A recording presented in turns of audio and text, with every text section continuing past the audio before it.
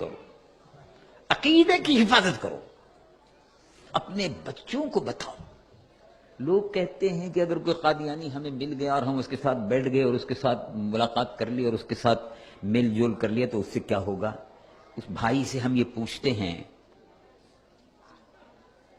کہ اگر کوئلے کی دکان پر بیٹھ جاؤ تو میرے بھائی میری بہن کوئلے کی کوئلے کی دکان پر کوئلے کی دکان پر کوئلہ کالا ہوتا ہے، اس کا برادہ بھی جھڑتا ہے، تو کوئلے کی دکان پر بیٹھنے سے بھائی کپڑے کا کالا میل آتا ہے کہ نہیں آتا؟ کہتے ہیں کہ آتا ہے۔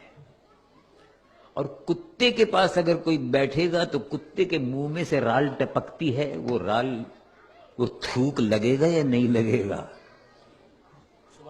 تو ایسی ہی دنیا کے ان کتوں کے پاس اگر بیٹھا جائے گا تو وہ جو رال ٹپکتی ہے اور جگہ جگہ وہ گندگی پھیلاتے ہیں تو گھر بھی گندا ہوگا۔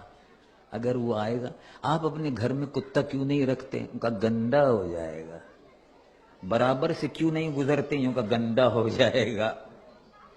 کتا ہے، کہیں نہ کہیں چلتے چلتے ٹانگ اٹھا کے پیشاب کر دیتا ہے تو بچنا پڑتا ہے۔ آپ نے دیکھا ہوگا نا، کتا چلتے چلتے کتا ٹانگ اٹھاتا ہے، ٹانگ اٹھا کے پیشاب کر دیتا ہے۔ تو اب آپ جب کتے کو دیکھیں گے تو آپ بچیں گے۔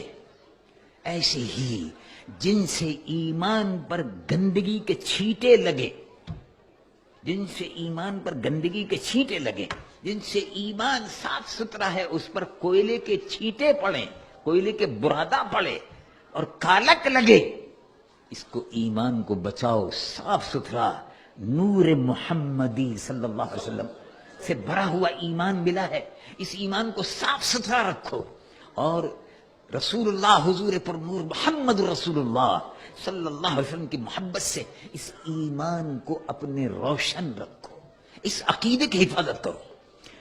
اور اگر صحبت برے لوگوں کی، اسلام کے دشمنوں کی صحبت میں، اور خاص طور سے مرزائی قادیانی رسول اللہ کی نبوت کے دشمن ہیں، دشمنان ختم نبوت سے، میل جول سے، ملنے جلنے سے ایمان پر جو دھبے لگ جائیں گے ان سے ایمان کو بچاؤ۔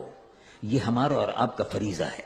اور ایمان کے بچانے کے لیے تو میرے محترم بھائی صحابہ رضوان اللہ علیہم اجمعین اپنی جانوں کا نذرانہ پیش کر دیتے تھے، ایمان بچا لیتے تھے۔ دیکھو مکہ شریف سے ایمان بچا کر صحابہ مکہ شریف سے ایمان بچا کر لے آئے، جائیداد، مکان، دکان، کاروبار سب مکے میں چھوڑ دیا، سب مدینہ شریف آ گئے۔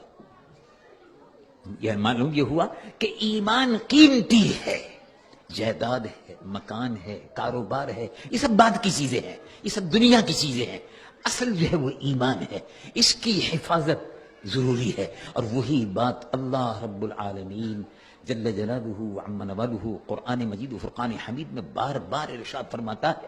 اور ہمیں اور آپ کو اپنے ایمان کی حفاظت کا بندوبست کرنا چاہیے، اور اس ملک میں رہ کر خاص طور سے برائیوں سے بچتے